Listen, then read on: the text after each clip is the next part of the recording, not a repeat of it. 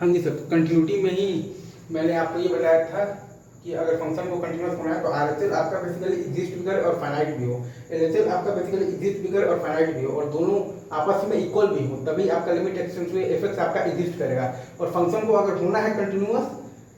मतलब कि RHS बराबर LHS बराबर लिमिट एक्सटेंस टू एफ तो है ही, और अगर फंक्शन को होना है बेसिकली तो कंटिन्यूस, तो यही आपका बेसिकली फंक्शनल वैल्यू के भी इक्वल हो, मतलब कि RHS बराबर LHS बराबर लिमिट एक्सटेंस टू एफ और बराबर एफ हो, जिसको कि आप शॉर्ट में लिख सकते हैं RHS बराबर LHS बराबर एफ हो, ठीक है। जिसको अप्रोच करता है वही लिमिट होता है, जिसको अप्रोच करता है वही exactly equal to the limit होता है, जिसको अप्रोच करता है वही लिमिट होता है, जिसको अप्रोच करता है वही exactly equal to the limit होता है। तो ये है भाई साहब, इसी को अप्रोच करना है,